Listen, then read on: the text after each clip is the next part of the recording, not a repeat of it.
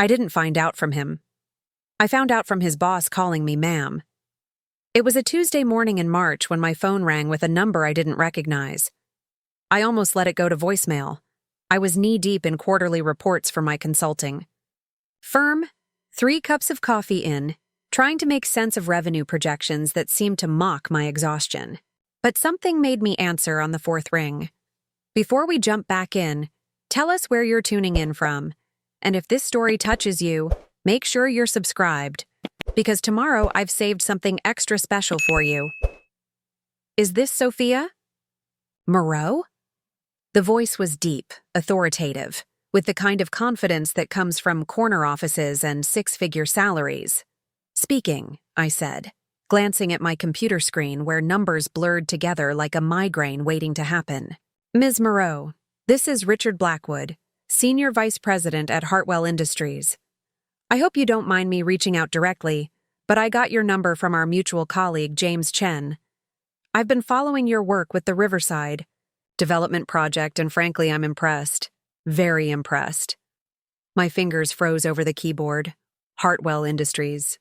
The same company where my father, Vincent Moreau, had worked as a mid-level operations manager for the past 15 years. The same company he'd complained about every Thanksgiving, Christmas, and family gathering I could remember.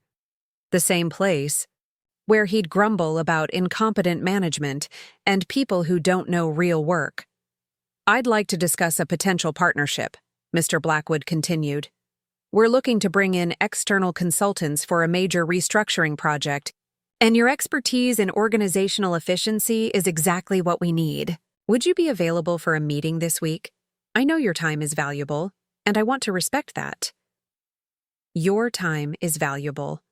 When was the last time anyone in my family had said those words to me? Of course, I managed, my voice steadier than I felt. I'd be happy to discuss it. Excellent. How about Thursday at 2 p.m.? My office, 42nd floor. And Ms. Moreau? He paused. I want you to know, we don't make offers like this lightly. Your reputation precedes you. After we hung up, I sat in my small office in downtown Millbrook, staring at the phone like it might ring again and tell me this was all a mistake. Hartwell Industries wanted to hire me. Me, the daughter my father had spent last Thanksgiving. Telling the entire extended family would never amount to anything more than a dreamer with expensive ideas. I could still hear his voice from that November evening, cutting through the warm glow of candles and the smell of turkey. We'd been sitting around Aunt Celeste's dining table in Pine Haven, the same table where I'd announced my engagement 3 years ago, where I'd shared news of my master's degree, where I'd tried year after year to gain even a sliver of his approval. Sophia's got her head in the clouds again, he'd said, not even looking at me as he carved another piece of turkey, starting her own business, as if the world needs another consultant telling people how to do jobs they already know how to do. My cousin Marcus had tried to change the subject, but Dad wasn't finished. You want to know what real work looks like? He'd gestured toward himself with his fork. 15 years at the same company. Steady paycheck, benefits, security. That's what adults do, Sophia. They don't chase fantasies. The worst part wasn't the words themselves. It was the way everyone else had gone quiet, the way my mother had suddenly become fascinated with her green bean casserole, the way my younger brother Danny had started scrolling through his phone like his life depended on it. No one defended me. No one said, actually, Sophia's been working 16-hour days to build something meaningful. No one mentioned that I'd already landed 3 clients or that my business was projected to turn a profit within the first year. They just let him diminish me until I felt smaller than the dinner rolls. But now, sitting in my office with sunlight streaming through windows I'd chosen, in a space I'd built with my own determination and sleepless nights, Richard Blackwood's words echoed differently than my father's dismissal. This wasn't family obligation or polite conversation. This was recognition. This was someone who didn't know me as Vincent's daughter, or the one with unrealistic expectations, seeing my work and calling it valuable. I opened my laptop and searched for Richard Blackwood, Senior Vice President, Hartwell Industries. 23 years with the company. Oversaw the restructuring that saved them $12 million last quarter. His LinkedIn showed him shaking hands with CEOs and speaking at conferences with titles like Innovation in Corporate Strategy and The Future of Organizational Excellence. This man, this successful, respected executive, wanted to work with me. He'd called me personally. He'd said my reputation preceded me. I thought about my father coming home every evening, complaining about decisions made by people who've never worked a real day in their lives. I thought about his frustration with management, his constant criticism of company direction, his bitter commentary about executives who wouldn't last 5 minutes doing actual work. And now one of those executives was asking for my expertise. The irony was almost poetic. Almost. I closed my laptop and walked to the window, looking out at the city I'd chosen to build my life in, 3 hours away from Pine Haven, far enough that Sunday dinners weren't an expectation, close enough that I couldn't completely escape the echo of his voice telling me I'd never be enough. But standing there, with Richard Blackwood's business card already saved in my phone and a meeting scheduled that could change everything, I felt something I hadn't experienced in years. Not just hope, certainty. The kind of bone-deep knowing that comes when you finally understand that other people's limitations aren't your ceiling. My name is Sophia Moreau, and if you're watching this, stay with me. Because sometimes the people who tell you you'll never amount to anything are just afraid you'll prove them wrong. And sometimes the universe has a funny way of making sure you do exactly that. Especially when their boss calls you ma'am and asks for your time like it's worth something. Preparing and narrating this story took us a lot of time, so if you are enjoying it, subscribe to our channel. It means a lot to us. Now back to the story. Thursday arrived faster than I expected and slower than I wanted. I'd spent 2 days researching everything I could about Hartwell Industries' current challenges, their market position, their recent acquisitions. I'd prepared 3 different presentation outlines, revised my portfolio twice, and changed my outfit 4 times before settling on a navy blazer that made me feel like I knew what I was doing. The Hartwell building dominated downtown Millbrooks, skyline like a glass and steel monument to corporate success. 42 floors of gleaming windows that reflected the clouds and made me feel impossibly small as I stood on the sidewalk, craning my neck to see the top. This was where my father worked, somewhere in this tower, probably on the 8th or 9th floor where operations was housed. Vincent Moreau was sitting at his desk, reviewing inventory reports or scheduling maintenance, completely unaware that his daughter was about to walk into a meeting with one of the most powerful people in his company. The elevator ride to the 42nd floor felt eternal. My reflection in the polished steel doors showed a woman who looked more confident than she felt, but I'd learned that confidence was often just fear wearing better clothes. Richard Blackwood's office was everything I'd imagined and more. Floor to ceiling. Windows offered a view of the entire city. Awards and photographs lined the walls. Handshakes with mayors, groundbreaking ceremonies, team photos from corporate retreats. His desk was mahogany, massive and meticulously organized, but what struck me most was how he stood when I entered. Actually stood up, came around the desk, and extended his hand with genuine warmth. "Ms. Moreau, thank you for making the time. Please, have a seat. Can I offer you coffee? Water?" I accepted coffee, more for something to do with my hands than because I needed more caffeine. As he poured from an expensive-looking machine in the corner, he continued talking. "I have to tell you, your work on the Riverside project has been the talk of our strategy meetings. The way you restructured their workflow, eliminated redundancies without cutting jobs, that takes real skill. Real understanding of how organizations actually function." He handed me the coffee in a cup that probably cost more than my weekly grocery budget. "James Chen speaks very highly of you. Says you have an intuitive grasp of efficiency that can't be taught." "James is very generous," I managed, though my heart was racing. James Chen was the project manager at Riverside, a mid-level executive I'd worked with for 3 months. I had no idea he'd been talking about me to other companies, let alone to someone at Hartwell. Generous, maybe, but also accurate. Mr. Blackwood settled back behind his desk, but somehow managed to make the massive piece of furniture feel less intimidating. We're facing some significant challenges here at Hartwell.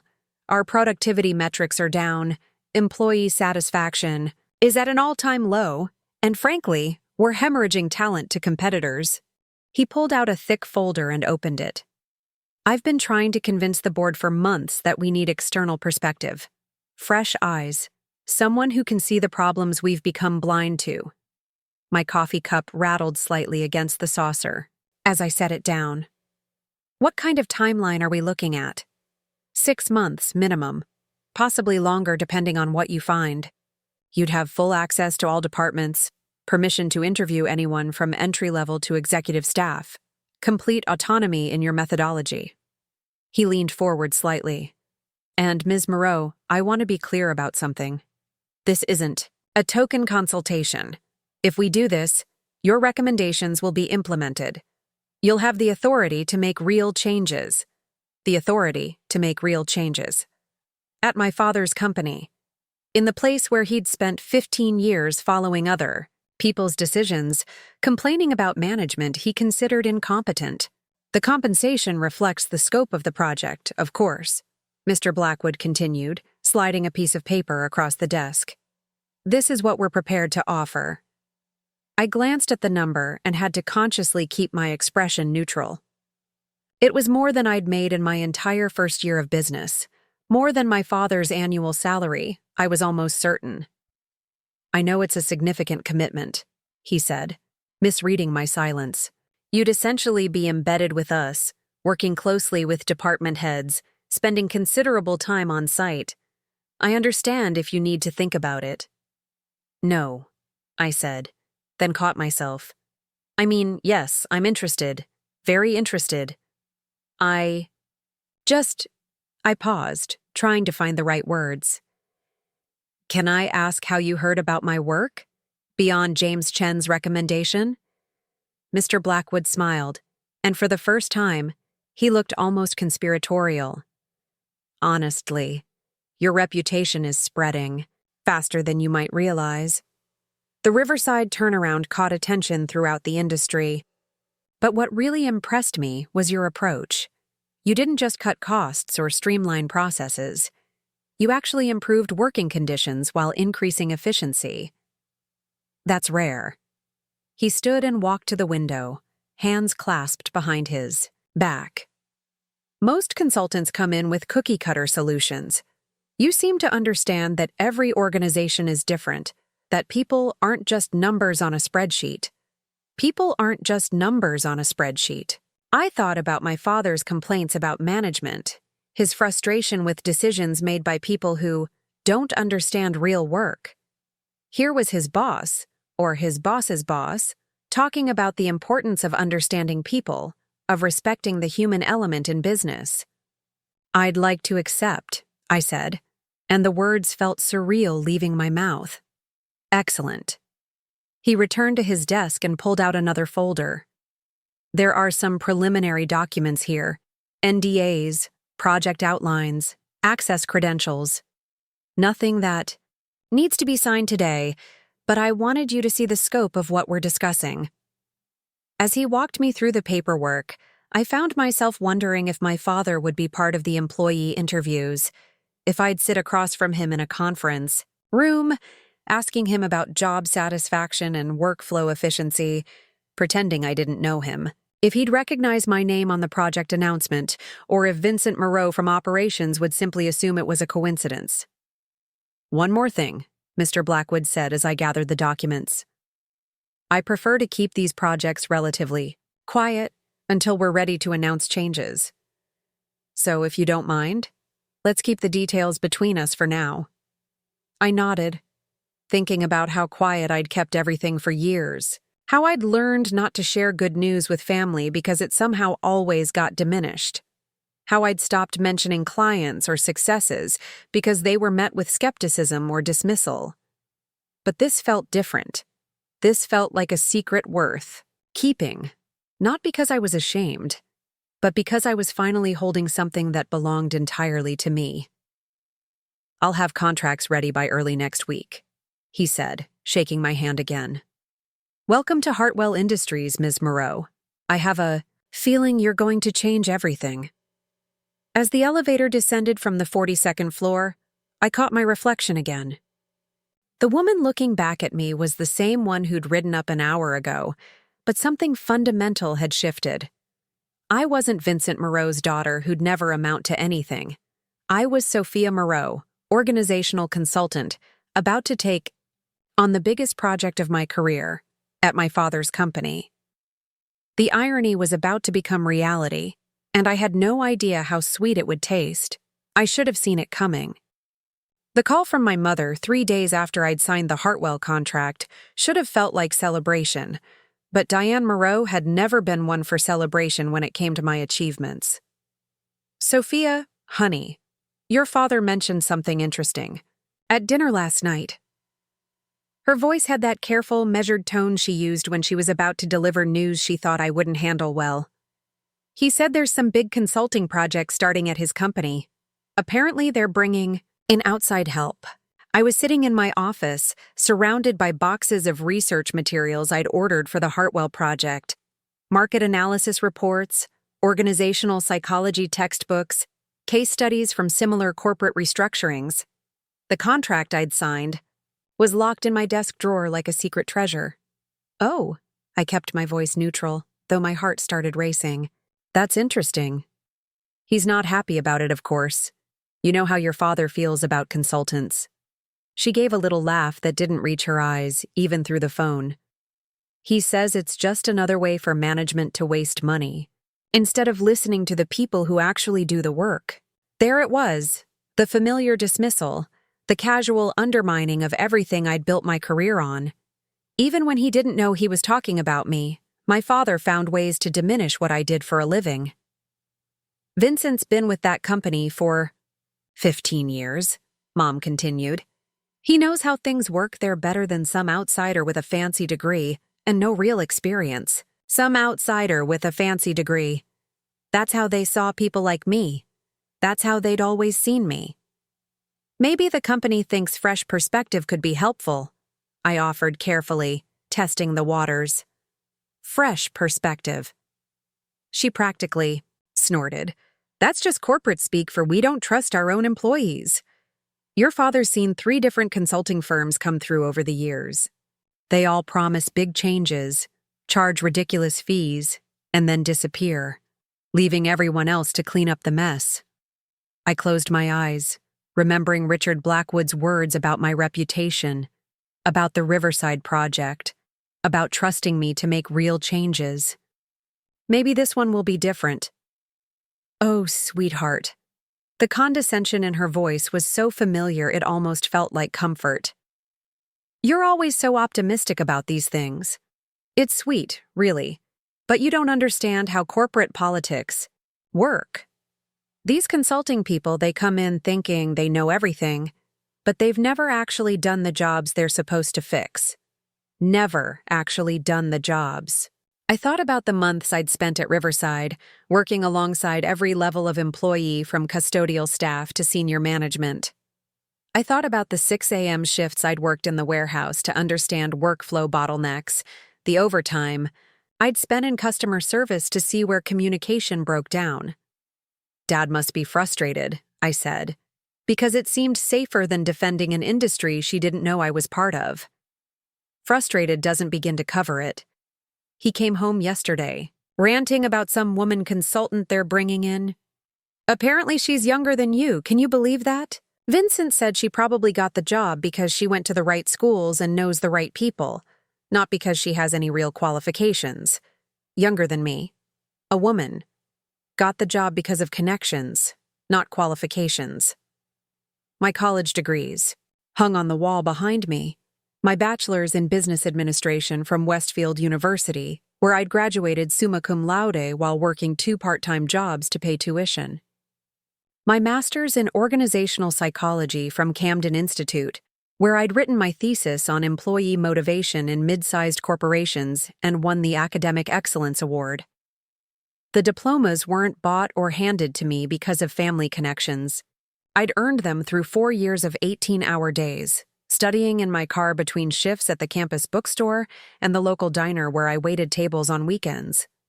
"I'm sure she's qualified, Mom," I said quietly. "You're too trusting, honey. You always give people the benefit of the doubt, even when they don't deserve it." Her voice softened with what she probably thought was maternal wisdom. "It's one of your sweet qualities, but it's also why you sometimes struggle in the business world. You assume everyone works as hard as you do." Struggle in the business world. I looked around my office, at the client testimonials framed on my bookshelf, at the project timeline I'd mapped out for Hartwell that covered an entire whiteboard, at the check I'd deposited just yesterday, the first payment from a contract that would pay me more in 6 months than my father made in a year. "Speaking of work," Mom continued, "how's your little consulting thing going? Are you keeping busy?" My little consulting thing. 3 years of building a business from nothing, landing clients, solving problems, making a name for myself in an industry that didn't hand out participation trophies. Reduced to a little consulting thing that kept me busy. "It's going well," I said, and left it at that. Good. You know your father worries about you, trying to make it on your own like that. He sees what happens to these consulting companies. They come and go so quickly. He just wants you to have security, like a real job with benefits. And a steady paycheck. A real job, as opposed to the fake job I'd apparently been pretending to have for the past 3 years. "I understand," I said, though I didn't. Couldn't. Wouldn't let myself try anymore. "Oh, and Sophia, I almost forgot why I called. We're having a little family dinner next Sunday for your cousin Marcus's promotion. He made district manager at the bank. We're so proud of him. It's such a stable career path, you know. Very respectable." Marcus's promotion. The same Marcus who'd graduated 2 years after me with a business degree from a state school that had accepted him despite mediocre grades because his father played golf with someone on the admissions board. The same Marcus who'd gotten his first job at the bank because his girlfriend's uncle worked there and put in a good word, but his was a stable career path, respectable, worth celebrating. "That's wonderful for Marcus," I said, and meant it. I genuinely was happy for my cousin, but the contrast wasn't lost on me. His promotion merited a family dinner, while my business success was a little consulting thing that kept me busy. "You'll come, won't you? It's been too long since we've seen you, and you know how Marcus always asks about you. Marcus always asked about me because he was kind, because he remembered when we were kids, and I'd helped him with homework, because he didn't share the rest of the family's skepticism about my choices. But even his kindness couldn't erase the underlying message. His achievements were worth gathering for. Mine were afterthoughts in phone calls about other people's success. "I'll try to make it," I said, knowing I probably wouldn't. Knowing that, sitting around that table, listening to toasts about stable careers and respectable choices, would feel like swallowing glass. Perfect. "Oh, and honey, maybe don't mention this consulting project at your father's company. You know how he gets when work stress follows him home. Don't mention the consulting project that I was the consultant for. Don't bring up the career that she'd just spent 20 minutes dismissing. Don't remind Dad about the woman consultant who was actually his daughter, sitting in an office 3 hours away, preparing to walk into his workplace with the authority to change everything he'd complained about for 15 years. Of course not, I said. After we hung up, I sat in the quiet of my office, surrounded by the materials for the biggest project of my career. The late afternoon sun slanted through my windows, highlighting the dust motes that danced in the air, like tiny celebrations I wasn't allowed to have. My phone buzzed with a text from Richard Blackwood. Looking forward to your first day Monday. The department heads are eager to meet you. Eager to meet me. Not skeptical about my age or qualifications, not worried about my lack of real experience. Eager. I thought about my father coming home Monday night, probably complaining about the new consultant, never knowing he was complaining about me. I thought about my mother's voice, so certain that I didn't understand how the real world worked, so convinced that my success was somehow less legitimate than everyone else's. But mostly, I thought about how quiet it would be, working at Hartwell Industries under my professional name, being respected for my expertise, while my family continued to see me as the dreamer who'd never amount to anything. The silence, I realized, was going to be the loudest part of all. The dismissal wasn't new. It was a song I'd been hearing my entire life, with different verses but the same chorus. Sophia isn't quite enough. Growing up in the small suburban house on Maple Street in Pine Haven, I learned early that achievements had a hierarchy, and I was always at the bottom of it. My brother Danny was 3 years younger, but somehow always 3 steps ahead in my parents' estimation. When he brought home a C+ in math, it was celebrated as improvement. When I brought home straight A's, it was expected, or worse, dismissed, as showing off. I remember being 12 years old, standing in our narrow kitchen with a certificate for winning the regional spelling bee. Mom was making dinner, stirring something on the stove with the distracted air of someone whose mind was elsewhere. "Look, Mom, I won!" I'd held up the certificate, the gold foil seal catching the fluorescent light. She'd glanced over, given me a tired smile, and said, "That's nice, honey. Can you set the table? Danny has soccer practice at 6. "That's nice, honey." 4 words that somehow managed to acknowledge and dismiss my achievement in the same breath.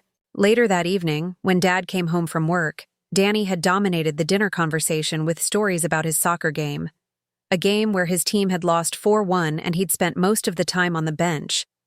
But Danny's stories were animated, full of drama about missed goals and unfair referees. My spelling bee victory was mentioned in passing, almost as an afterthought, before the conversation moved on to more important things, like weekend plans and what groceries we needed. The pattern became clearer as we got older. When Danny struggled with reading in 4th grade, both parents attended every conference, hired a tutor, and spent evenings working with him at the kitchen table. When I asked for help with advanced calculus in my junior year of high school, calculus I was taking because I'd already exhausted the regular math curriculum, Dad looked at me with genuine confusion. "Why are you taking such hard classes anyway? You planning to be a rocket scientist?" The question wasn't asked with pride or curiosity. It was asked with the kind of bewilderment reserved for someone doing something unnecessarily complicated, like choosing to walk through a maze when there was a perfectly good sidewalk available. "I want to get into a good college," I'd said. "College is expensive," Mom had added from across the room. "Maybe you should focus on more practical subjects." More practical subjects. While they celebrated Danny's average performance in standard classes, my academic achievements were seen as impractical indulgences, expensive hobbies that served no real purpose. The college application process had been a particular kind of torture. I'd researched schools, requested information packets, and spent my junior year summer working at the local grocery store to save money for application fees. When acceptance letters started arriving in the spring of my senior year, I'd been almost afraid to share the good news. Westfield University had offered me a partial academic scholarship. It wasn't a full ride, but it was recognition of 4 years of perfect grades, volunteer work, and extracurricular activities. I'd run home from the mailbox, letter clutched in my trembling hands, bursting to share the moment with someone who would understand what it meant. "A partial scholarship," Dad had said, examining the letter with the same expression he used when reviewing bills he didn't want to pay. "So we still have to come up with, what, $15,000 a year?" "The scholarship covers half the tuition," I'd explained. "And I can work, take out loans for the rest." "Loans," he'd shaken his head. "Starting your adult life in debt. That's not practical, Sophia." Mom had been more diplomatic but no less discouraging. "Honey, there's nothing wrong with community college. It's a lot less expensive, and you can live at home.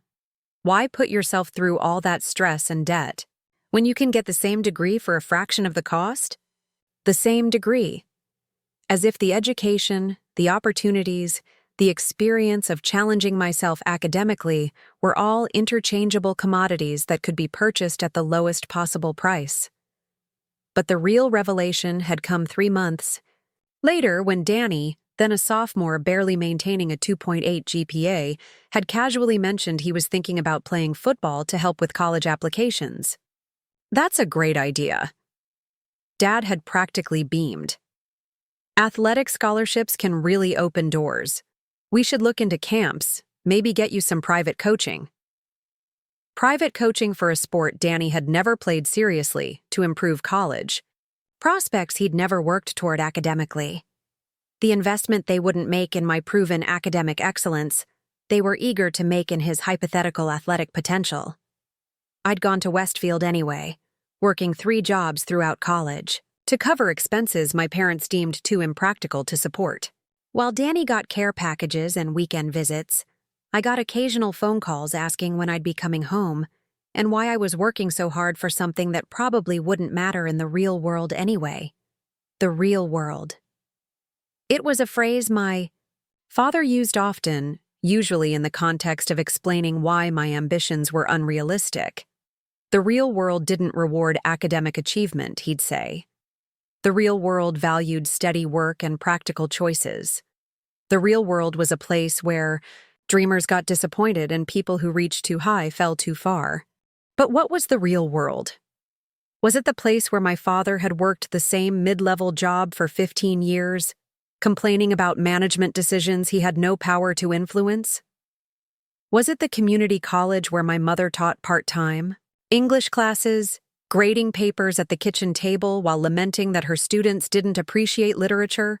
Or was it the world I'd glimpsed during internships in college, where ideas mattered and innovation was rewarded? Was it the business conferences I'd attended, where people my age were starting companies and solving problems and being taken seriously? The disconnect had become even more apparent after graduation.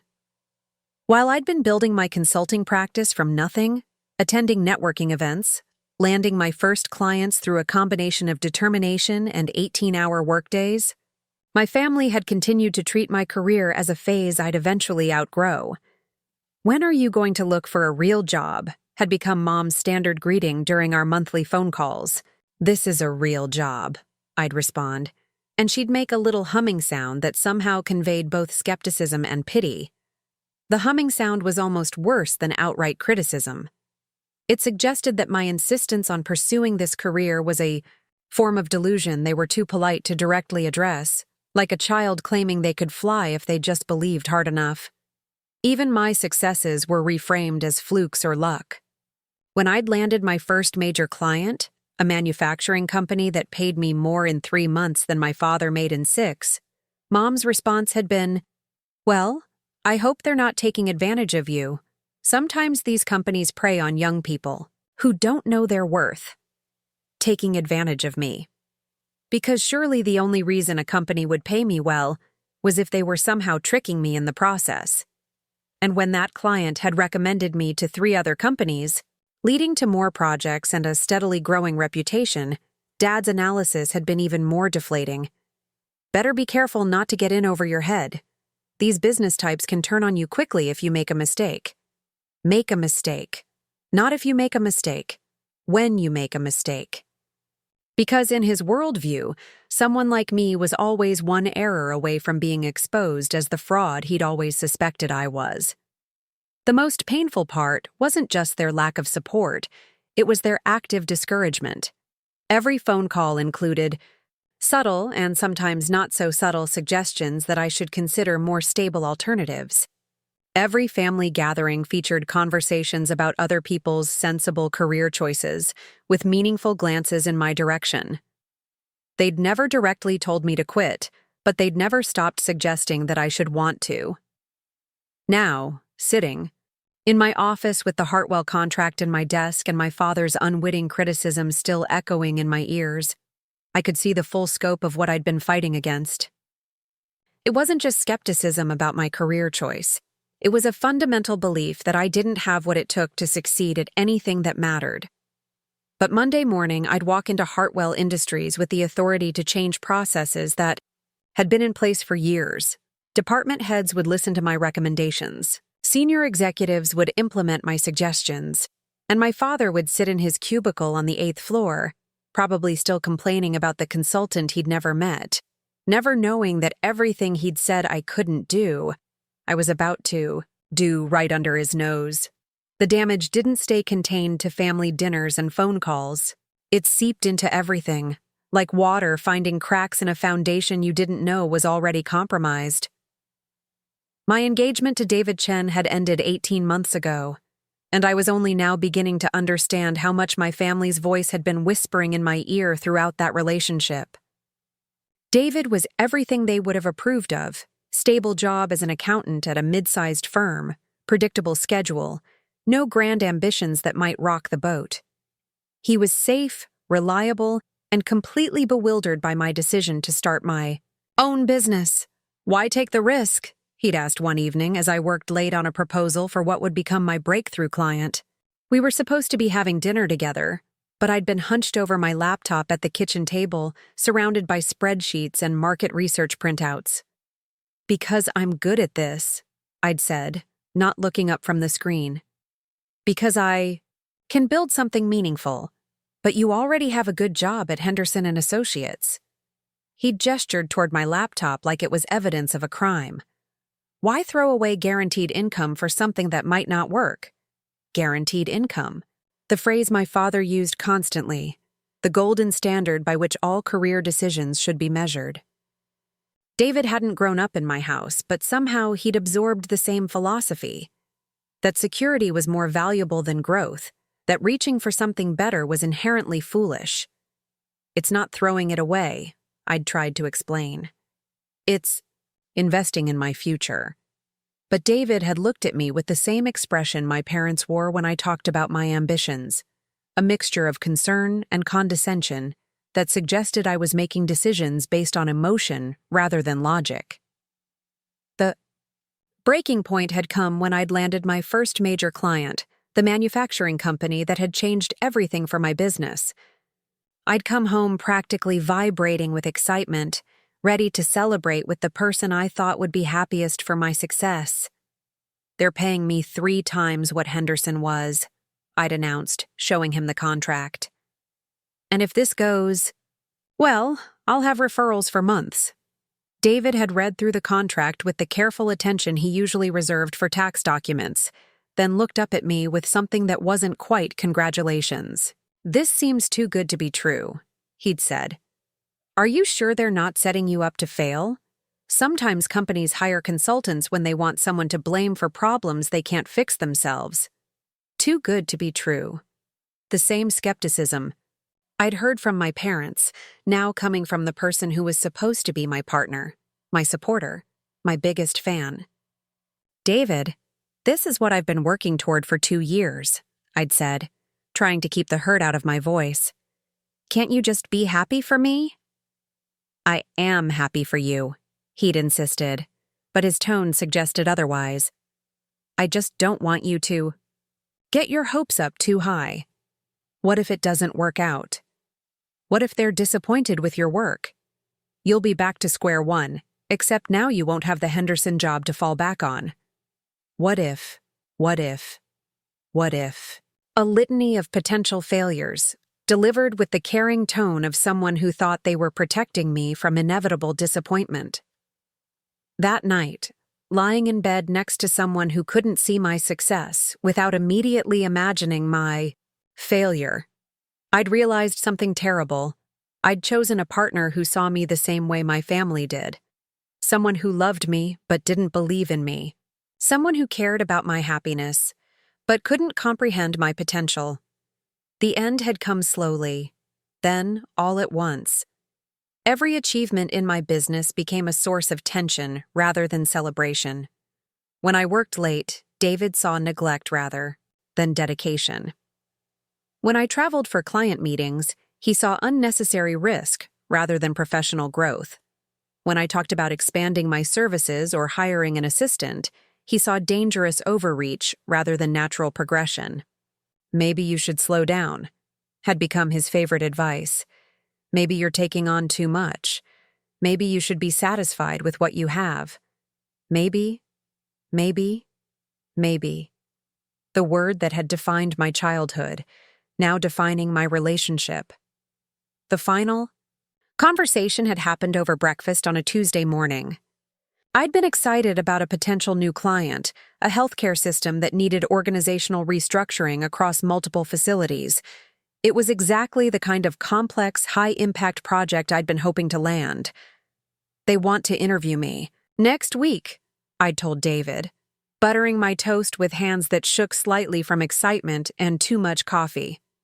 If I get this contract, it could triple my revenue for the year. David had looked up from his own breakfast with an expression I'd come to dread, the look of someone preparing to deliver unwelcome reality. Sophia, don't you think you're getting ahead of yourself? You've been in business for what, 2 years? These healthcare systems, they have huge budgets and complicated politics. What if you're not ready for something that big? Not ready. After months of preparing proposals, researching the industry, building a track record with smaller clients. After proving myself over and over again, I was still, in his estimation, not ready. When will I be ready? I'd asked. And the question had hung in the air between us like a challenge neither of us wanted to acknowledge. He'd reached across the table, covered my hand with his, and spoken in the gentle tone people use when they're about to deliver bad news they think is good advice. I just think you might be happier if you weren't always chasing the next big thing. There's nothing wrong with building a small, sustainable practice. Not everyone has to be a corporate powerhouse. Not everyone has to be a corporate powerhouse. But what if I wanted to be? What if I was capable of being? What if the only thing standing between me and that success was the chorus of voices, family, partner, society, telling me to be satisfied with less?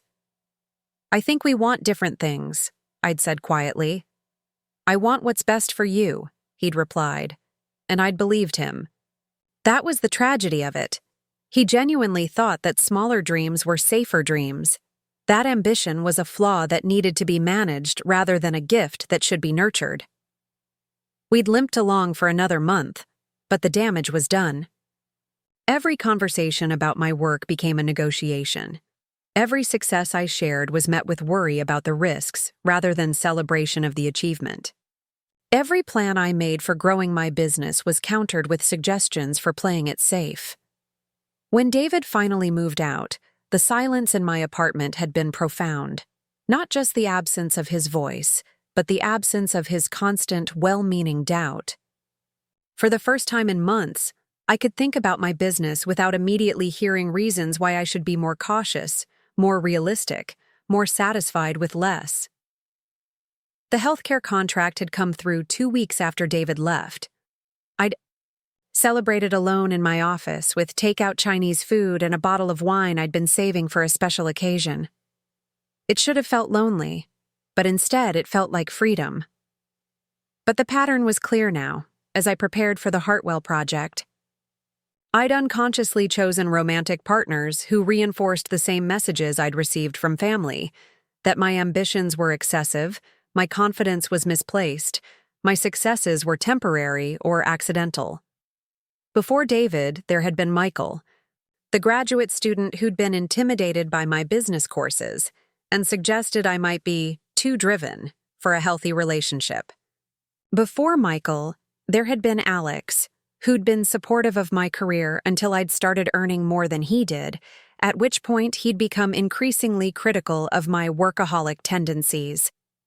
Each relationship had ended with some variation of the same theme. I was too much, too ambitious, too focused, too unwilling to settle for what they considered reasonable expectations. But sitting in my office, looking at the Hartwell materials spread across my desk, I wondered if the problem, Hadn't been that I was too much. Maybe the problem was that I'd kept choosing people who were too little, too small in their thinking, too limited in their vision, too afraid of success to recognize it when it was staring them in the face. Richard Blackwood hadn't seemed afraid of my success. He'd sought it out, valued it, offered to pay handsomely for it. He'd treated my expertise as an asset rather than a liability, my confidence as competence rather than arrogance. Maybe that was what it felt like to be seen clearly, not as someone who needed to be contained or cautioned, but as someone whose potential should be unleashed. Monday morning, I'd walk into my father's building not as Vincent Moreau's daughter who'd never amount to anything, not as someone who should be satisfied with less, but as Sophia Moreau, consultant, problem solver, corporate restructuring expert. For the first time in my life, I'd be in a room where my ambition was exactly what they'd hired me for. The realization came at 2:47 a.m. on a Sunday night, 3 days before I was scheduled to start at Hartwell Industries.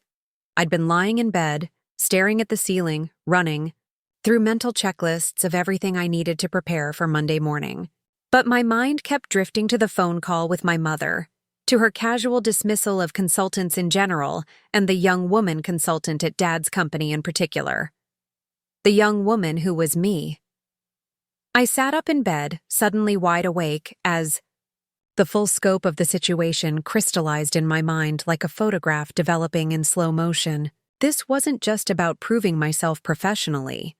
This wasn't just about landing a big contract or advancing my career. This was about something much more fundamental. For 31 years, I'd been trying to earn a seat at a table where the chairs were never meant for me. The thought hit me with such clarity that I actually spoke it aloud to my empty bedroom. You can't win a game where the rules change every time you start to succeed.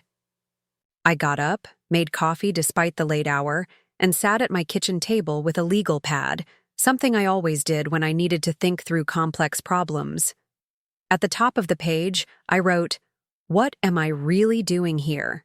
The honest answer stared back at me as I wrote it.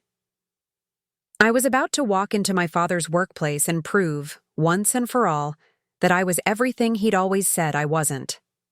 Competent, valuable, worth listening to, worth respecting. But as I sat there in my quiet apartment, surrounded by the life I'd built despite their doubts rather than because of their support, I realized something that felt both liberating and terrifying. I didn't need to prove anything to them anymore. The proof already existed. It existed in the client testimonials that praised my strategic thinking. It existed in the companies that sought me out because of my reputation. It existed in the bank account that had grown steadily as I'd learned to value my own expertise. It existed right there on my kitchen table, in the form of a contract that paid me more than my father made in a year. I didn't need Vincent Moreau's validation to know I was successful. I had Richard Blackwood's validation. I had James Chen's recommendation. I had 3 years of building something from nothing, of solving problems that stumped people with decades more experience, of earning respect from strangers who judged me solely on the quality of my work. But there was something else, something deeper that I was only beginning to understand. All these years, I'd been operating from a place of deficit, trying to fill a hole that my family had carved in my sense of self-worth. Every achievement had been filtered through the question, will this finally be enough to make them proud of me? The answer, I realized, was no. Nothing would ever be enough because the problem wasn't my achievements. The problem was their inability to see me clearly. I thought about my conversation with Mom, how she'd described the consultant as someone who probably got the job because she went to the right schools and knows the right people. Even if she knew it was me, even if she saw the contract, even if she witnessed my success firsthand, she'd find a way to diminish it. It would be luck, or connections, or timing, or anything except the simple acknowledgement that I was good at what I did. That's when I understood something that changed everything. I wasn't going to Hartwell Industries to prove myself to my family. I was going there to do a job I was exceptionally qualified for people who already knew my worth. The difference was staggering. For the first time in my adult life, I was entering a professional situation where I wasn't fighting upstream against preconceived notions about my capabilities. Richard Blackwood hadn't hired Vincent Moreau's daughter, who might amount to something someday. He'd hired Sophia Moreau, organizational consultant, whose track record spoke for itself. I picked up my pen and wrote a new question. What would I do if I wasn't trying to prove anything to anyone? The answer came immediately. I'd do exceptional work because that's who I am, not because I need anyone else to recognize it. I'd been carrying their voices with me everywhere. In job interviews where I over-prepared because I was sure they'd find me lacking. In client presentations where I second-guessed myself because I could hear Dad's warnings about getting in over my head. In negotiations where I undervalued my services because Mom's voice whispered that I was probably charging too much. But what if I just stopped? What if I walked into Hartwell Industries as the expert they'd hired, not as the daughter trying to finally be good enough? The shift in perspective was so profound that I actually felt it physically, like a weight I'd been carrying. For so long that I'd forgotten it was there suddenly lifted from my shoulders. The anxiety I'd been feeling about Monday morning transformed into something else entirely. Anticipation. Not anticipation of their reaction when they found out who I was, but anticipation of doing work that mattered, with people who respected what I brought to the table. I realized I'd been approaching this all wrong. I'd been thinking about the Hartwell Project as some kind of cosmic joke, the universe's way of forcing my family to confront their assumptions about me. But that narrative still centered them, still made their opinion the most important outcome. What if this had nothing to do with them at all? What if this was simply the next step in a career I'd built through competence, determination, and an expertise I'd earned through years of experience? What if the fact that it was happening at my father's company was just a coincidence, not destiny? The thought was both humbling and empowering. Humbling because it meant releasing the fantasy of a dramatic moment where they'd finally understand what they'd been wrong about all along. Empowering because it meant I was free to do what I did best without the weight of their expectations, or lack thereof, shaping my performance. I looked around my apartment, really looked at it.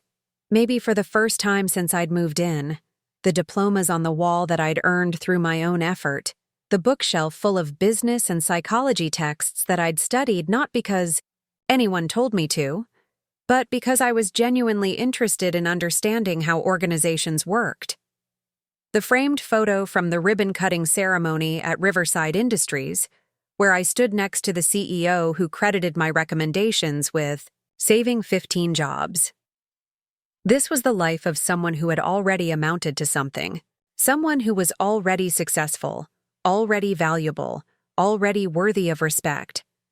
I didn't need Monday morning to transform me into someone worth taking seriously.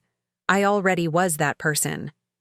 What Monday morning would do is give me the opportunity to work at the highest level of my profession, to tackle complex problems with the full authority and resources of a major corporation behind me. It would let me do what I loved most, analyzing systems, identifying inefficiencies, and implementing changes that made people's work lives better. The fact that my father would be somewhere in the building, probably complaining about the consultant he didn't know was his daughter, was almost beside the point now. Almost. Because there was still a part of me, a smaller part now but still present, that was curious to see what would happen when the truth eventually came out. Not because I needed his approval, but because I was genuinely interested in watching someone confront the gap between their assumptions and reality. But that was secondary. A bonus feature, not the main event. The main event was that tomorrow morning, I would walk into the most challenging and high-profile project of my career, armed with the knowledge that I belonged there not because I'd finally proved myself worthy, but because I'd always been worthy. The people who couldn't see that had never been the problem with me. They'd been the problem with them, and for the first time in my life, that felt like their loss, not mine. Monday morning arrived with the kind of crisp clarity that made everything feel possible. I woke up at 5:30 a.m., not because my alarm forced me to, but because my body was humming with anticipation. For the first time in months, I felt like I was walking towards something instead of away from it. I chose my outfit carefully, not because I was nervous, but because I understood the psychology of first impressions. The charcoal gray suit that made me feel like I could solve any problem, the navy blouse that brought out my eyes, the heels that added 3 inches to my height and 10 degrees to my confidence. I wasn't dressing to impress anyone or to compensate for perceived inadequacies.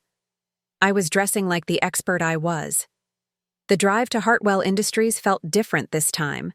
Instead of anxiety about the meeting ahead, I felt a sense of rightness, like tumblers clicking into place in a lock.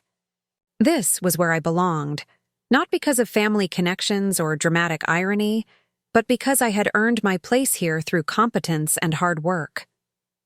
I parked in the visitors section and walked across the plaza toward the gleaming tower, my heels clicking confidently on the marble. Somewhere 42 floors above me, Richard Blackwood was probably reviewing the agenda for our morning meeting. Somewhere 8 floors above the ground, my father was settling into his cubicle, probably still unaware that the consultant he'd been dreading was about to walk through the lobby doors. But as I approached the building, I realized I wasn't thinking about my father at all. I was thinking about the organizational chart I'd studied over the weekend, the department heads I'd be meeting, the inefficiencies I'd already identified in their current structure just from reviewing their public quarterly reports. The security guard at the front desk smiled when I approached. "Good morning, ma'am. How can I help you?" "Sophia Moreau for Richard Blackwood," I said, and handed over my ID. He checked his list, nodded, and handed me a temporary badge. 42nd floor, Mr. Blackwood is expecting you." The elevator ride gave me 2 minutes to center myself.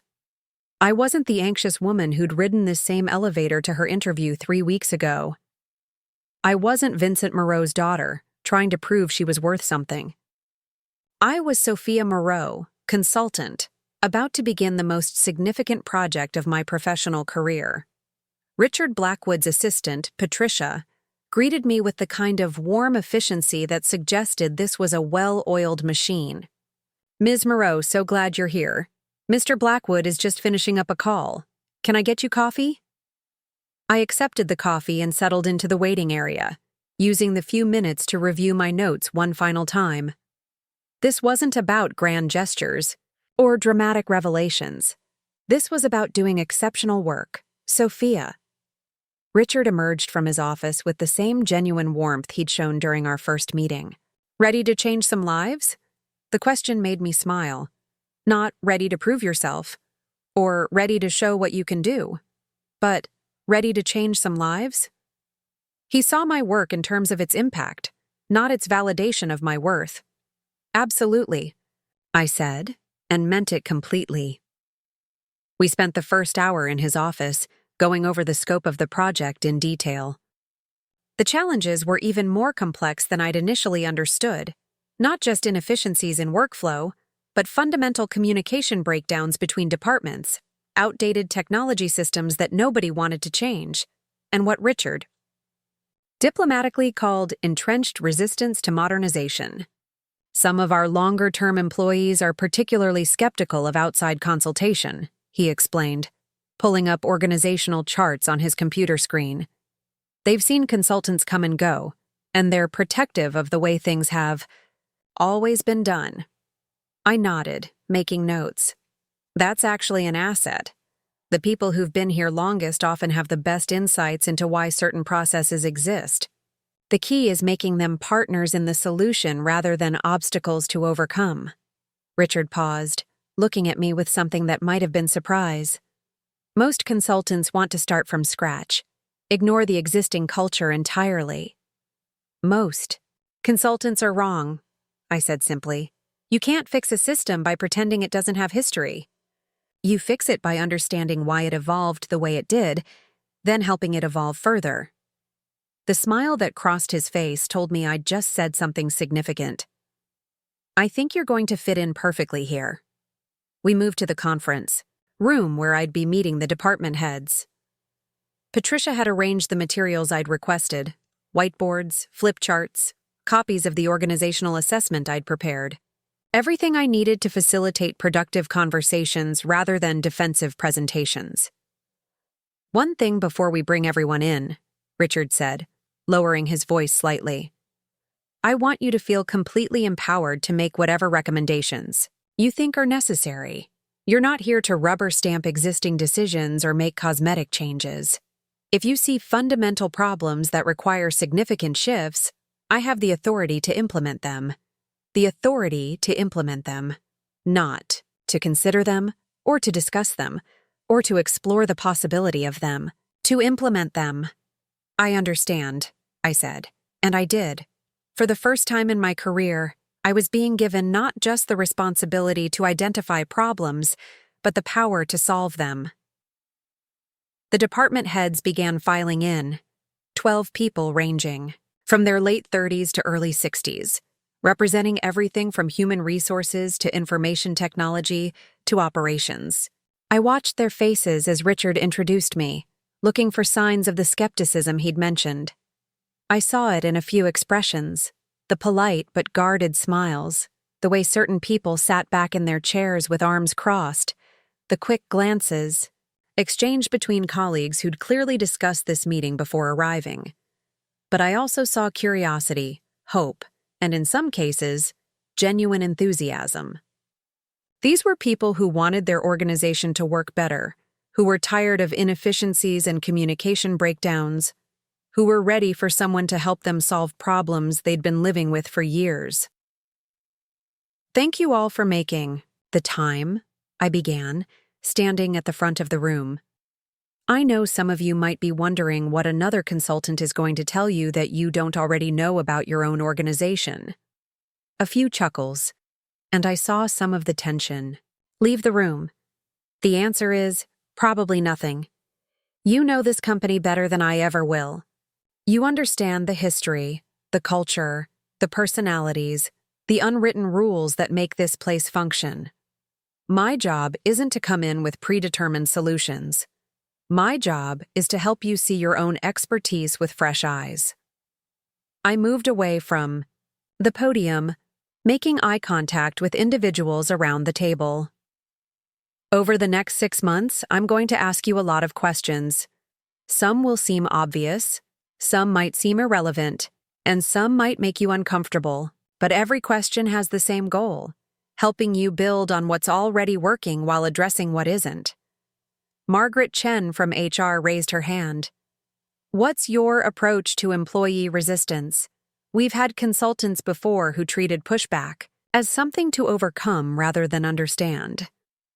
"Employee resistance is data," I said immediately. "If someone has been here for 10 years and they're resistant to a proposed change, they're telling you something important about why that change might not work or what needs to be addressed for it to succeed. Resistance isn't the problem. It's information about what the real problem might be." I saw several heads nod around the table, including some of the people who'd seemed most skeptical when they'd first sat down. "I'm curious," said Tom Rodriguez from Operations. "What's your experience with companies similar to ours? Manufacturing and logistics operations specifically?" It was a fair question, and I could see others leaning forward to hear my answer. This was where my credibility would be established or undermined. "I've worked directly with 3 manufacturing companies in the past 2 years, I said, including Riverside Industries, which had similar challenges to what Mr. Blackwood has described here. But more importantly, I've spent the past month studying your industry, your competitors, and your specific organizational structure. I don't believe in one-size-fits-all solutions." I walked to the whiteboard and picked up a marker. What I'd like to do today is start by mapping out how information flows through your organization currently. Not the official flow chart. The real one, how decisions actually get made, where communication breaks down, where bottlenecks occur. For the next 3 hours, We worked together to create a visual representation of how Hartwell Industries actually functioned versus how it was supposed to function. The gaps were revealing, but so was the engagement of the people in the room. By the time we broke for lunch, I had 12 new partners in solving this organization's challenges. As people filed out for the lunch break, Richard approached me with an expression I couldn't quite read. "That was remarkable," he said quietly. "I've never seen department heads collaborate like that in a first meeting with a consultant." "They want to solve these problems," I said, capping the marker. "They just needed someone to create space for them to do it." He nodded slowly. "I think we made the right choice with you." Standing in that conference room, looking at the whiteboards covered with insights and ideas from people who'd initially been skeptical of my presence, I felt the full weight of what was happening. This wasn't about proving myself to anyone. This was about doing work that mattered, with people who respected what I brought to the table. Somewhere 8 floors below us, my father was probably taking his lunch break, still unaware that his daughter was transforming the organization he'd complained about for 15 years. But that felt like the smallest part of what was happening. The larger part was that I was exactly where I belonged, doing exactly what I was meant to do. 3 weeks into the Hartwell project, I discovered something I hadn't expected. I was excellent at this in ways I'd never fully understood. Not just competent, not just qualified, excellent. It started with small things. Margaret Chen from HR mentioned during our second week that she'd implemented one of my suggestions about streamlining the employee feedback process, and response rates had jumped by 40%. In 15 years here, I've never seen engagement. "Numbers like this," she'd said, showing me the data with something close to amazement. Tom Rodriguez from Operations had restructured his team's daily briefings based on our conversation about information flow, and suddenly, projects that had been stalled for months were moving forward. "I don't know why we didn't think of this before," he'd admitted. "Sometimes you need someone from outside to point out what's right in front of you." But it wasn't just the immediate wins that surprised me. It was how naturally the work came, how easily I could see patterns that others had missed, how comfortable I felt facilitating conversations between departments that had been siloed for years. During my 4th week, I was conducting interviews with frontline employees when I had what could only be described as a revelation. I was sitting in the break room on the 3rd floor, talking with Sandra Williams, a quality control supervisor who'd been with the company for 12 years. "The problem isn't that we don't know how to do our jobs," Sandra was explaining, stirring sugar into her coffee. "The problem is that nobody asks us what we think would make the jobs easier. We see the inefficiencies every day, but when consultants come in, they talk to management and assume that's where the solutions are." I set down my pen and really looked at her. "What would make your job easier?" For the next 45 minutes, Sandra outlined a series of small changes that would eliminate redundancies, reduce errors, and improve communication between her department and shipping. They were elegant solutions, practical and implementable, born from years of daily experience with the actual problems. "Have you ever shared these ideas with management?" I asked. Sandra laughed, but not with humor. "Honey, I've been here 12 years. Management doesn't ask floor supervisors for strategic input. We're here to execute, not to think." That conversation changed something fundamental in how I approached the project.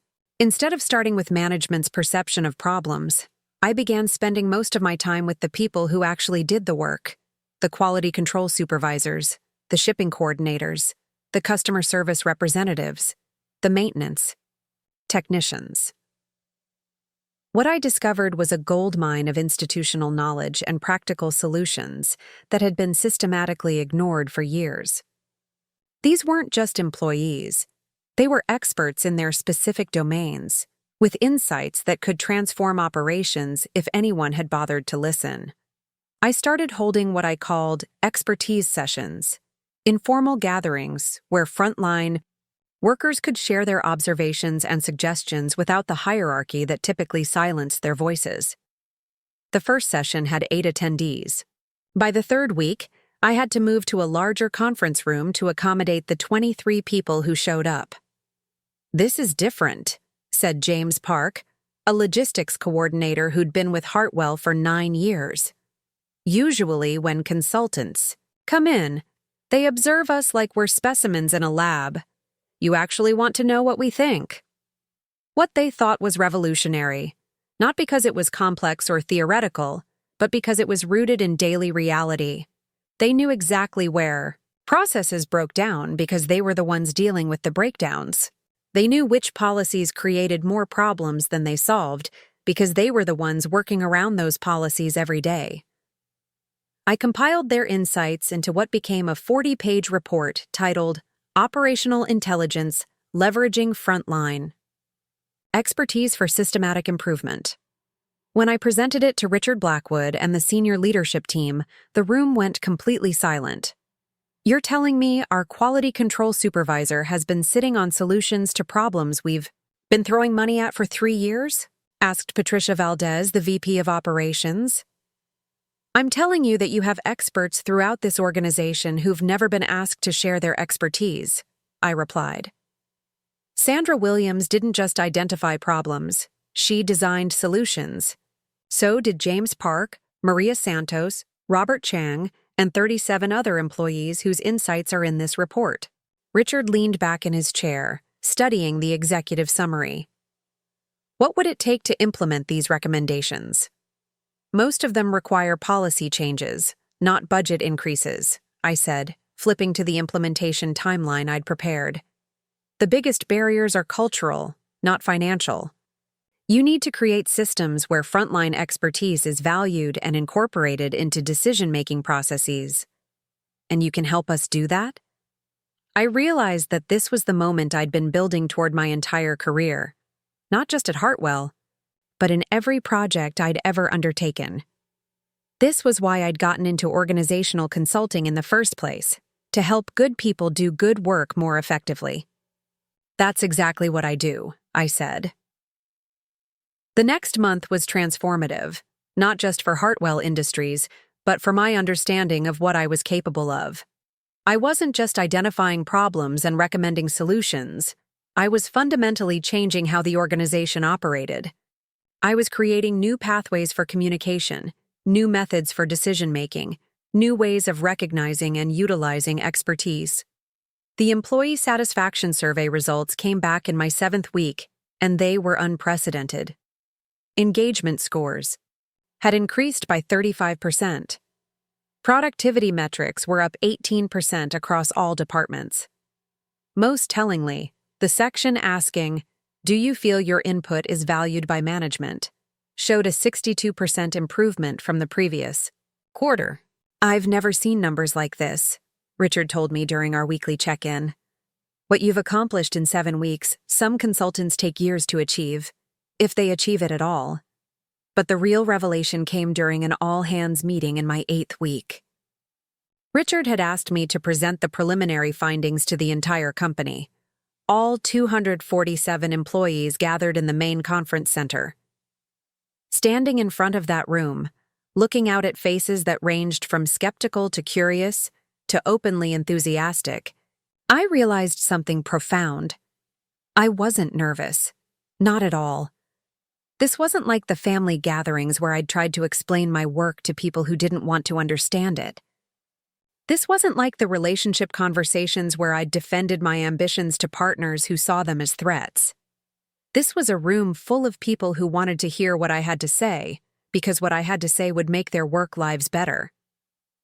8 weeks ago, Mr. Blackwood brought me in to identify inefficiencies in your organizational structure, I began. What I found instead was an incredible depth of knowledge and expertise that wasn't being systematically utilized. I clicked to the first slide of my presentation. The recommendations I'm about to share didn't come from management theory or business school case studies. They came from you, from Sandra Williams in quality control, who redesigned the error tracking system, from James Park in logistics, who identified 3 bottlenecks that were costing the company thousands of dollars monthly, from Maria Santos, in customer service, who developed a communication protocol that reduced complaint resolution time by 40%. I saw Sandra sit up straighter in her seat. James nodded with something that looked like pride. Maria actually smiled. The changes we're implementing aren't my ideas, I continued. They're your ideas, finally being heard and acted upon. The applause started slowly, then built to something that felt like recognition, not just of the improvements we'd made, but of the expertise that had always been in that room, waiting to be acknowledged. After the meeting, as employees filed out, many stopped to shake my hand or thank me for listening to them. But it was Sandra Williams who said something that crystallized the entire experience. I've been working for 30 years, she told me, and this is the first time anyone has treated me like I'm an expert at my own job. Walking back to my temporary office that afternoon, I realized that what I'd discovered at Hartwell wasn't just how to improve organizational efficiency. I'd discovered what I was meant to do with my professional life: create spaces where people's expertise is recognized, valued, and utilized. I wasn't just good at this work, I was exceptional at it. And the difference between those two things was the difference between having a career and having a calling. Somewhere in this building, my father was probably going about his day, unaware that his daughter had just facilitated the most significant organizational transformation in the company's recent history. But for the first time, that felt completely irrelevant. What mattered was that I had found my place in the world, and it had nothing to do with anyone else's recognition or approval. It had everything to do with the work itself and how naturally, how powerfully I could do it. The recognition started small and grew into something I never could have anticipated. It began in my 9th week when Richard Blackwood mentioned during our regular check-in that other companies had been calling, asking about the consultant who was working miracles at Hartwell Industries. Word was spreading through professional networks faster than I'd realized was possible.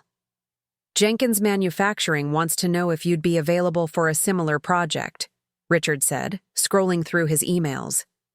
So does Caldwell Logistics and Pemberton Systems.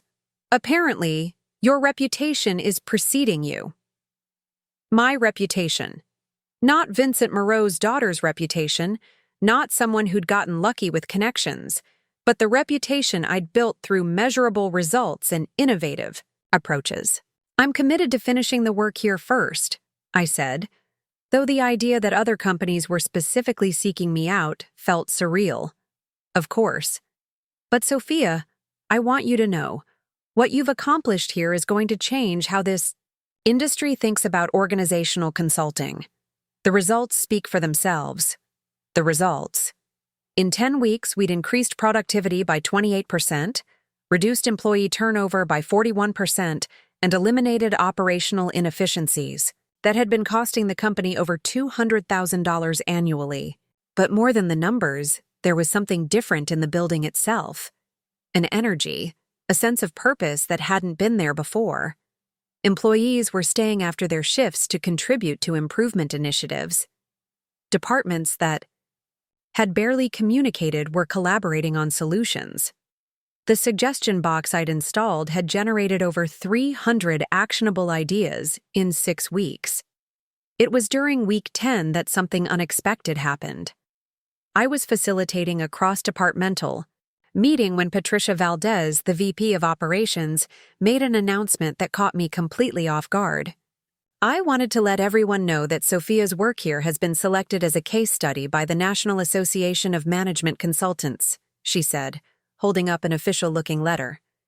They want to feature our organizational transformation in their quarterly journal and present the findings at their annual conference. The room erupted in applause, but I was too stunned to fully process what she'd said. A case study, a presentation at a national conference. My work, the approach I'd developed by listening to Sandra Williams and James Park and dozens of other frontline employees, was being recognized as an industry model. They're calling it the Moreau method, Patricia continued with a smile. Systematic integration of operational expertise through collaborative consultation. The Moreau method. My approach to organizational consulting had a name, and it was my name. After the meeting, I sat in my temporary office, staring at the letter Patricia had given me. The National Association of Management Consultants wanted me to present my findings to over 800 industry professionals. They wanted to publish a detailed analysis of my methodology. They wanted to use Hartwell Industries as an example of best practices in organizational transformation. I thought about all the times I'd been told my ideas were too idealistic, too complicated, too risky. David warning me about getting in over my head.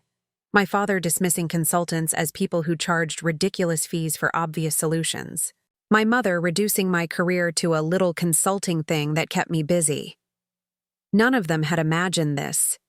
None of them had envisioned a scenario where my work would be recognized at a national level, studied by other professionals, transformed into a replicable methodology that could help organizations across the country. But here it was, happening not because I'd been trying to prove them wrong, but because I'd been focused on doing work that mattered. The phone call came on a Wednesday afternoon in my 11th week. I was reviewing employee feedback surveys when my cell phone rang with a number I didn't recognize. Sophia Moreau? The voice was warm, professional, with a slight accent I couldn't place. Speaking.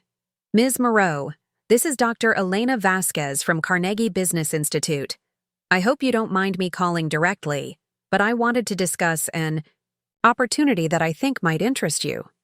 Carnegie Business Institute, one of the most prestigious business schools in the country, known for producing Fortune 500 CEOs and innovative management theorists. I've been following your work at Hartwell Industries through Richard Blackwood. We were colleagues years ago, and frankly, I'm impressed. Very impressed. We're developing a new graduate program in applied organizational psychology, and we'd like you to consider joining our faculty as a visiting professor. I nearly dropped the phone. I'm sorry. Could you repeat that? Dr. Vasquez laughed gently. I know it might seem sudden, but your approach to leveraging frontline expertise is exactly the kind of practical innovation our program needs. We'd want you to teach a graduate seminar on collaborative consultation methods and possibly develop it into a full course track. A visiting professorship at Carnegie, teaching graduate students the methodology I'd developed by listening to quality control supervisors and logistics coordinators. The position would be part-time initially, she continued, allowing you to maintain your consulting practice. But Sophia, I want to be clear about something. This isn't just about what you could bring to our students. This is about positioning you as a thought leader in your field. The Carnegie name would open doors you might not even know exist yet. After we hung up, I sat in the quiet of my office, trying to process what had just happened. A few months ago, my mother had dismissed me as someone who didn't understand how the corporate world worked. Now, one of the country's most respected business schools wanted me to teach other people how the corporate world could work better. The irony was almost absurd, but it didn't feel like vindication anymore. It felt like recognition, the natural result of doing excellent work consistently over time. That evening, I did something I hadn't done in months. I called my college roommate Jessica, who now worked as a marketing director in Denver. Jess, you're not going to believe what happened today, I said, and for the next 20 minutes, I told her about Carnegie, about the case study, about the Moreau method, about everything that had been happening at Hartwell. Sophia, this is incredible, she said when I finished. But honestly, I'm not surprised. I remember you in college, the way you could see solutions that nobody else saw. You were always going to end up doing something like this. Always going to end up doing something like this.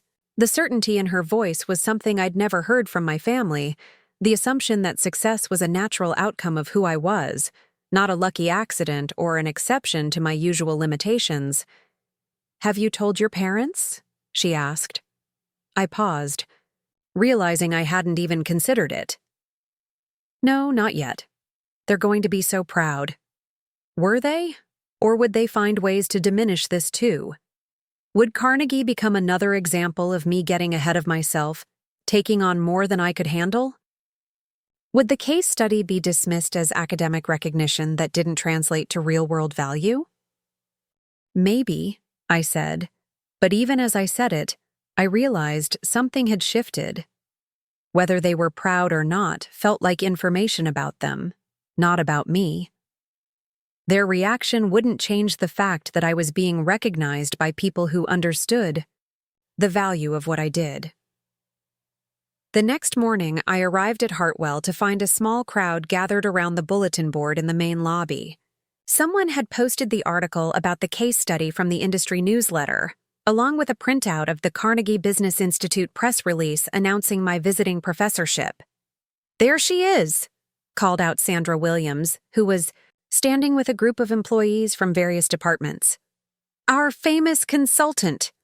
The applause that followed was different from the polite recognition I'd received at company meetings. This was genuine enthusiasm from people who had seen their work lives improve because of our collaboration.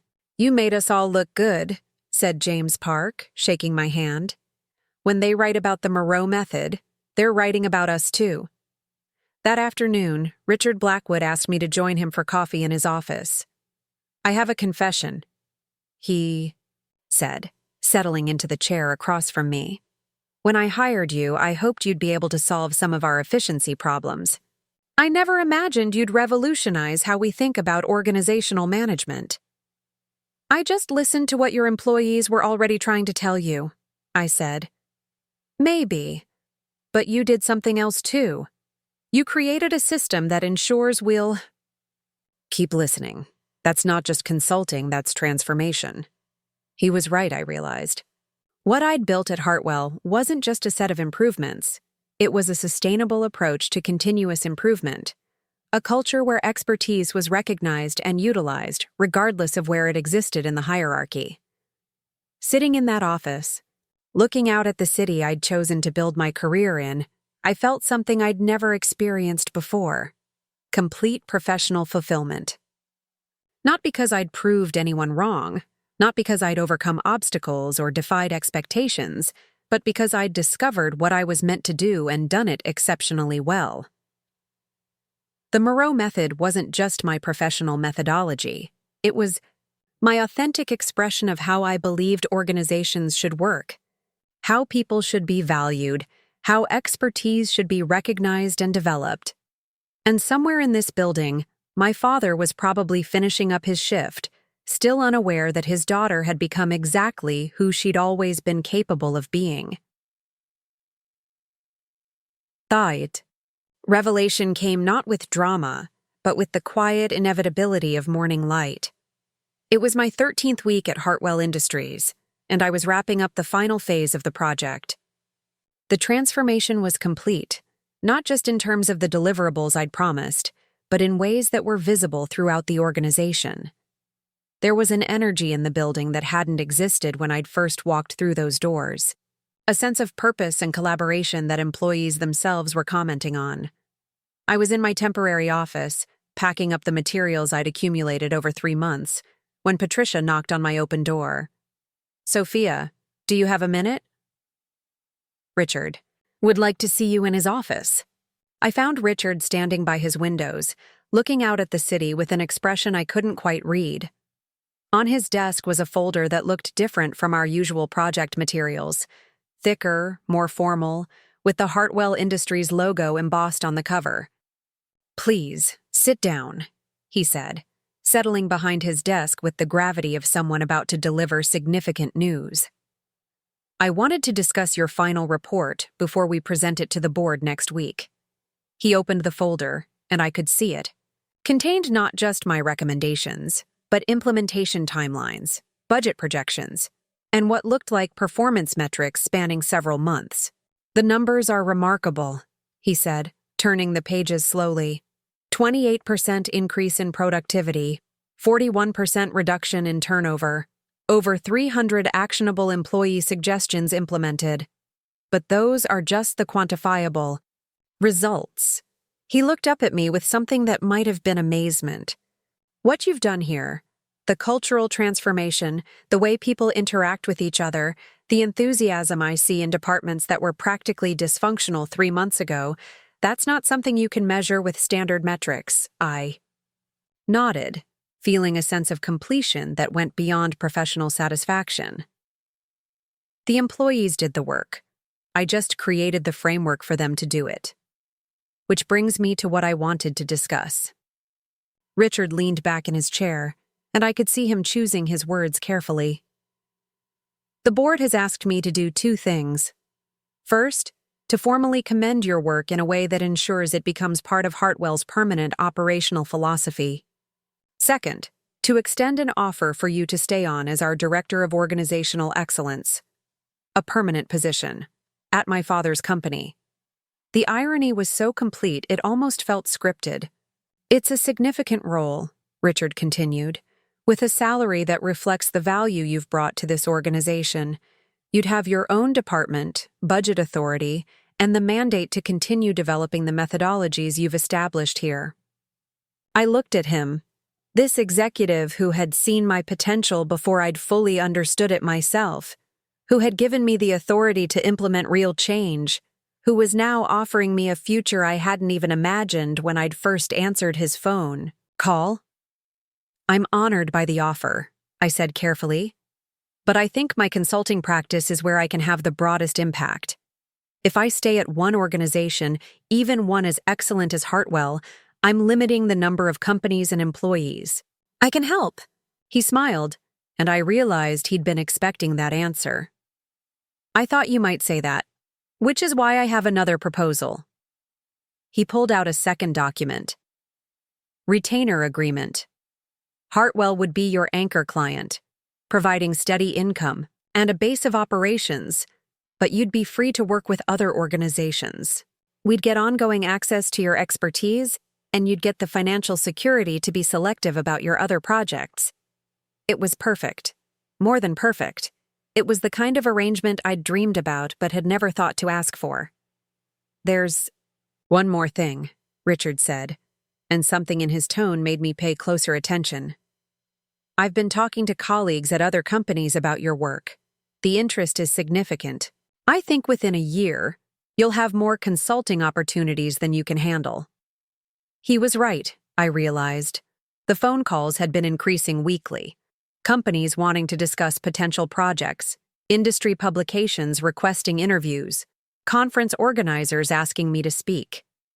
The Moreau method was becoming something bigger than just my work at Hartwell. Richard, I accept the retainer agreement, I said, and shaking his hand felt like sealing not just a business deal, but a new chapter of my professional life. Excellent. I'll have legal draw up the paperwork. He stood, then paused. Sophia, I want you to know, in 23 years with this company, I've never seen an organizational transformation of this magnitude. What you've accomplished here will be studied for years. That afternoon, as I finished packing my office, Sandra Williams stopped by with a small group of employees I'd worked with throughout the project. We heard about your new arrangement, she said, and we wanted to thank you, not just for the improvements, but for treating us like we knew what we were talking about. You did know what you were talking about, I said. You always did. I just made sure management was listening. That's what made the difference, said James Park. For the first time in my 9 years here, I feel like my experience matters. After they left, I sat alone in the office that had been my base for 3 months, looking out at the view I'd grown accustomed to. In a few minutes, I'd walk out of this building as Hartwell Industries' first Director of Organizational Excellence, with a retainer that would provide financial security and professional freedom I'd never imagined possible. But first, I did something I'd been avoiding for 13 weeks. I took the elevator to the 8th floor. The operations department was exactly what I'd expected. A maze of cubicles and workstations, industrial carpet and fluorescent lighting. I walked slowly through the aisles, reading nameplate after nameplate, until I found the one I was looking for. Vincent Moreau, operations manager. He was sitting at his desk, reviewing what looked like inventory reports, completely absorbed in his work. For a moment, I just watched him. This man who had shaped so much of my early understanding of what was possible, what was practical, what was worth aspiring to. He looked older than I remembered, grayer around the temples, with reading glasses that were new since the last family gathering I'd attended. He was wearing the same style of shirt he'd worn to the office for as long as I could remember. Conservative, practical, appropriate for someone who took no risks and expected no surprises. Didn't approach his desk. I didn't announce myself. I just stood there for a few minutes, watching my father work in the organization I'd just spent 3 months transforming, and realized that nothing I could say to him would change anything fundamental between us. He would probably never know that his daughter had revolutionized the company he'd worked for 15 years. He might hear about the consultant who'd improved productivity and employee satisfaction, but he'd never connect that consultant to the dreamer with expensive ideas, who'd disappointed him at so many family gatherings. And for the first time in my life, that felt perfectly fine. Walking back to the elevator, I passed a bulletin board where someone had posted the latest company newsletter. The headline read, "Hartwell Industries Organizational Excellence Initiative Gains National Recognition." Below it was a photo from the all-hands meeting where I'd presented the preliminary findings. Me, standing at the podium, surrounded by engaged employees who were applauding something I'd said. I wondered if my father had seen that newsletter, if he'd read about the consulting project that had transformed his workplace, if he'd noticed the name of the consultant responsible for the changes. Probably not. And if he had, he probably hadn't made the connection. The elevator doors opened, and I stepped inside for what I thought might be the last time as an external consultant. When I came back next week, it would be as part of the Hartwell team, with my own office, my own department, my own budget to continue the work I'd started. As the elevator rose toward the 42nd floor, I thought about the conversation I'd had with my mother just 3 months ago, when she dismissed the young woman consultant who didn't understand real work. I thought about my father's complaints about management decisions and consultants who charged ridiculous fees for obvious solutions. They had been right about one thing. The consultant was young, and she was a woman. What they had been wrong about was everything else. The doors opened onto the executive floor, where Patricia was waiting with the contracts that would secure my future, and Richard was preparing to announce to the board that Hartwell Industries had just hired the consultant, who would help other organizations achieve the same transformation we'd accomplished here. Walk toward that future with the quiet satisfaction of someone who had discovered that the best revenge wasn't proving people wrong. It was building a life so fulfilling that their opinions became irrelevant background noise. The natural consequences of choosing myself, it turned out, were better than any validation I'd ever thought I needed. 6 months later, I was standing on the stage at the National Management Consultants Conference in Chicago, looking out at an audience of 800 industry professionals who had come to hear about the Moreau method. The presentation had gone better than I'd dared to hope. Questions that showed genuine engagement, nods of understanding from seasoned consultants who recognized innovative thinking when they saw it. "The key insight," I said, clicking to my final slide, "is that organizational expertise exists at every level. Our job as consultants isn't to impose external solutions, but to create systems that recognize and utilize the knowledge that already exists within the organization." The applause was sustained, genuine, the kind that comes from people who've just learned something they can actually use. As I walked off the stage, Dr. Elena Vasquez from Carnegie approached me with a smile. "Sophia, that was exceptional. I have 3 more universities interested in having you develop curriculum based on your methodology. And there's something else. Harvard Business Review wants to feature your approach in their next issue on organizational innovation." Harvard Business Review, the publication I'd read religiously throughout graduate school, where the most influential thinkers in business shared ideas that shaped industries. Now they wanted to feature my work. "I'd be honored," I said, and meant it completely. The flight back to Millbrook gave me time to process how surreal my life had become. In 18 months, I'd gone from being dismissed as someone with expensive ideas to having those ideas studied at major universities and published in the most respected business journal in the world. The transformation wasn't just professional, it was fundamental. I landed to find 3 voicemails on my phone. The first was from a pharmaceutical company in Boston, asking if I'd be available for a 6-month restructuring project. The second was from Richard Blackwood, congratulating me on the conference presentation and mentioning that Hartwell's board had approved funding for 2 additional consultants to work under my direction. The third was from my brother Danny. "Hey, Sophia. It's me. I know we haven't talked in a while, but I saw something interesting today.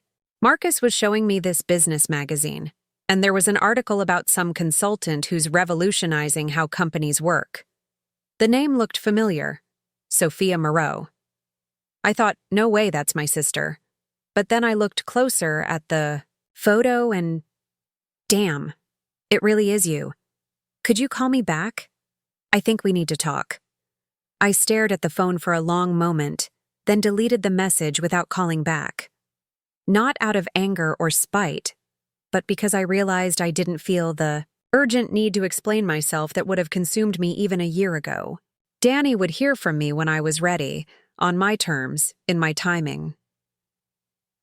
That evening, I was at home grading papers for my Carnegie seminar. I'd accepted a permanent part-time professorship after the first semester had gone so well, when my doorbell rang. I wasn't expecting anyone, and it was almost 9 o'clock. Through the peephole, I saw someone I didn't recognize, a man in his 60s, well-dressed but nervous-looking, holding what appeared to be a magazine. "Can I help you?" I asked through the door. "Ms. Moreau?" "My name is Vincent Moreau. I work at Hartwell Industries, and I believe you might be my daughter." The moment I'd imagined for months, the confrontation I'd thought about during sleepless nights, the conversation I'd rehearsed in my head dozens of times.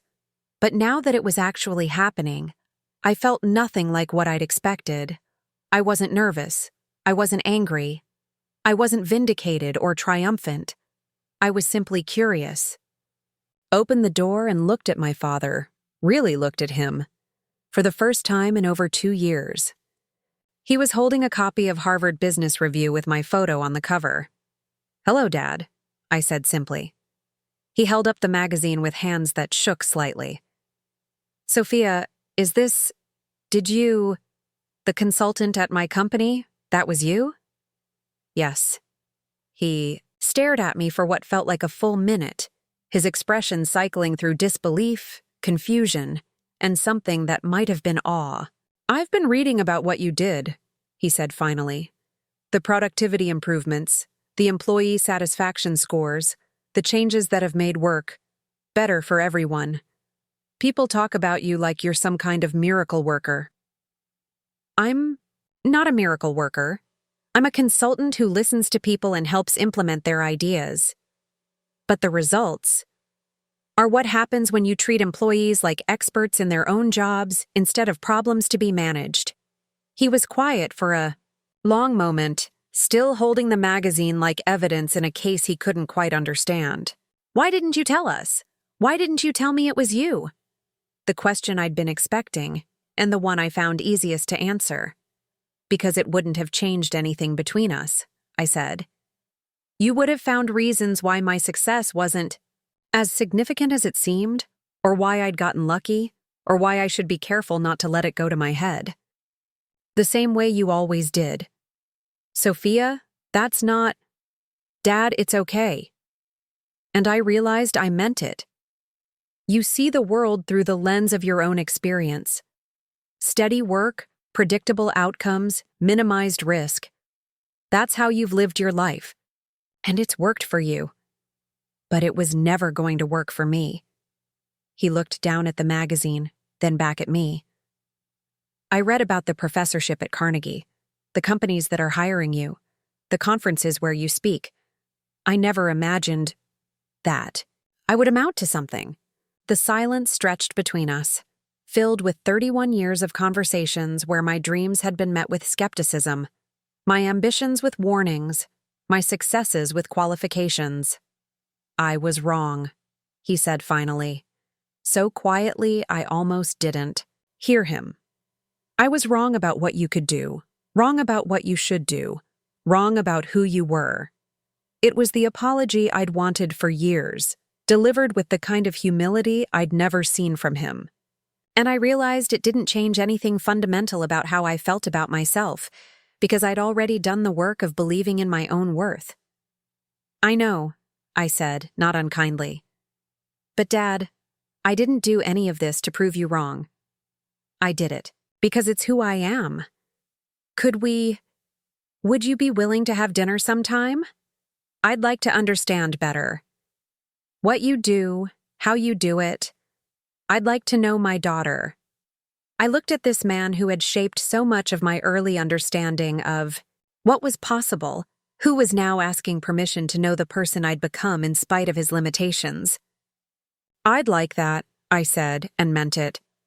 Not because I needed his approval, but because I was curious about who we might be to each other now that I was no longer trying to earn his validation. After he left, I sat in my living room surrounded by the life I'd built, the papers from students who were learning to think differently about organizational management, the contracts from companies that wanted to transform their cultures, the books I was reading for my own continuing education, in a field I was helping to redefine. On my desk was a letter I'd received that morning from Sandra Williams at Hartwell. She'd been promoted to Quality Control Director based on the innovations she'd developed during our collaboration, and she'd written to thank me for seeing her potential when management hadn't. "You didn't just change our company," she'd written. "You changed how we see ourselves. That's the real transformation." I thought about the young woman who'd started this journey, the one who'd answered Richard Blackwood's phone call with trembling hands and a desperate need to prove herself worthy of the opportunity. She'd thought success would look like finally earning her family's respect, finally being seen as someone who mattered. But success, it turned out, looked like a life where other people's opinions, even the opinions of people you loved, became just information rather than verdicts. Where your worth was determined by the value you created, the problems you solved, the people you helped, rather than by anyone else's recognition or approval. My phone buzzed with a text from Dr. Vasquez. 3 more universities want to discuss the curriculum program. Also, Fortune magazine wants to interview you for their 40 under 40 issue. Are you free next week? I smiled, typing back. Let me check my calendar. Because that's what success actually looked like. Not the dramatic moment of vindication I'd once imagined, but the quiet satisfaction of being exactly who you were meant to be, doing exactly what you were meant to do, regardless of who had believed in you along the way. I was Sophia Moreau, and I had always been enough. It had just taken me 31 years to stop waiting for permission to believe it. Up next, you've got 2 more standout stories right on your screen. If this one hit the mark, you won't want to pass these up. Just click and check them out.